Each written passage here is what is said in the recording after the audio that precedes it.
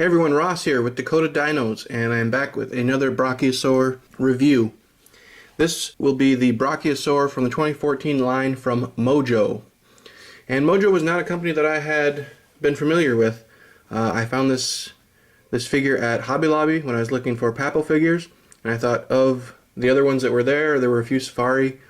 This one looked very nice. So as always, we're going to review this based on the play quality, the artistic quality, and the scientific quality. So let's get right into it here. This is actually quite a smaller figure. You know, usually we do measuring later, but I'm going to go ahead and jump right into measuring here. It is about 6 3/4 inches tall, and as far as length goes, probably about 8 inches long.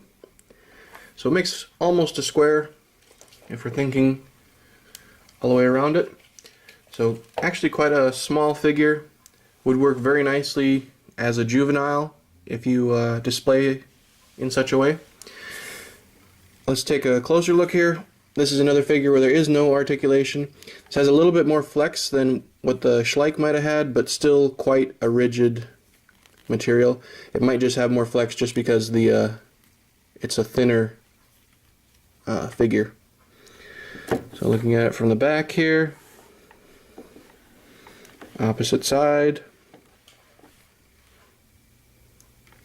has this kind of walking pose with the front or with the back legs. The front legs look kind of standing still. It's almost like the pose you would see the old paintings of horses in, where they're out and somebody has their lead rope over here. They're just kind of stepped forward posing, or like at a dog show or something. It's a very static pose, but also regal in a way.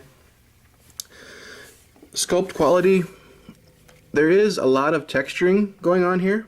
It doesn't read as well because of the way that they've painted it. It looks like the type of painting where they do an undercoat, they do a washed out overcoat, and then they go over with rag or another device and just rub it off a little bit so that it looks kind of weathered. And that really brings out that texturing. Rather than scales across the back, they kind of have ridges all the way down the back, all the way up the neck, that kind of stuff.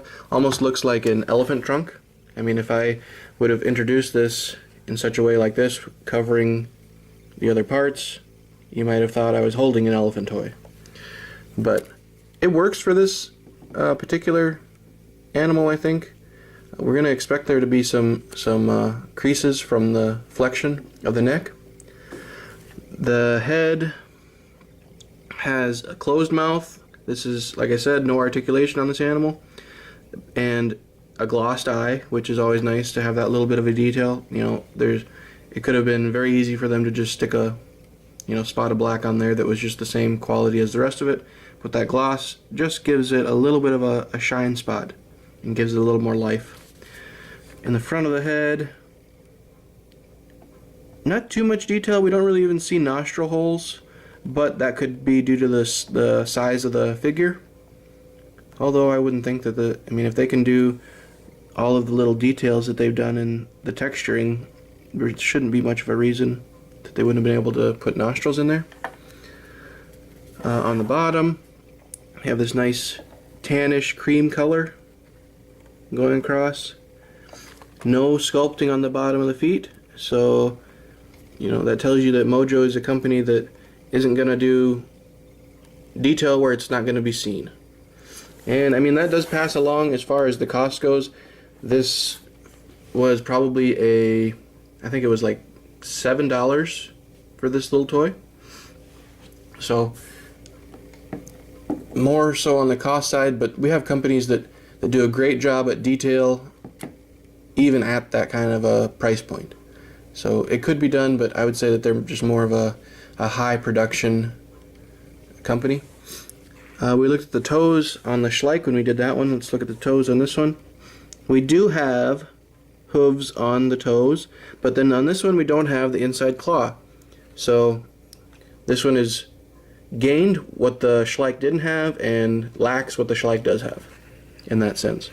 The back do have all their toenails on their feet, but They don't have the toenails painted a different color, so they don't really stand out from a distance. I mean, sculpturally, you can see where they are, but visually, as far as the paint goes, you cannot. So I would say, artistically, this one probably gets a 6.5. Just because, you know, they kind of copped out with the paint, they kind of copped out with the sculpting details, and yeah, just a 6.5. Playability, very small, easy to take around, easy to hold.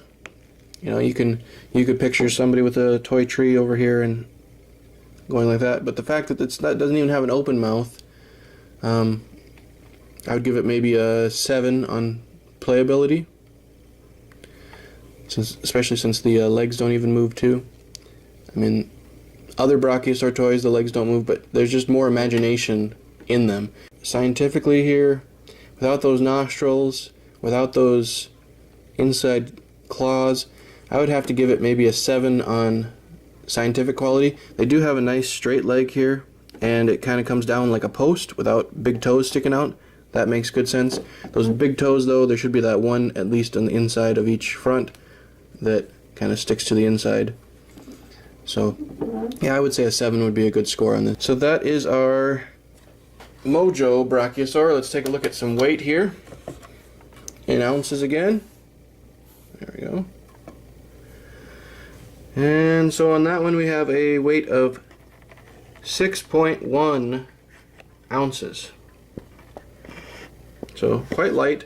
Remember, our Schleich was 14, so the Schleich definitely weighs twice as much as this MOJO. Alright, well, I think that's going to cover it for our MOJO Brachiosaur. This has been another Dakota Dino review. Please subscribe and like right down here. Comment on the review. Let me know other information you might want to know, other dinosaurs you might want to take a look at. I'll do my best to find them. Let me know what you think of these reviews. And we'll see you next time. Thanks for watching.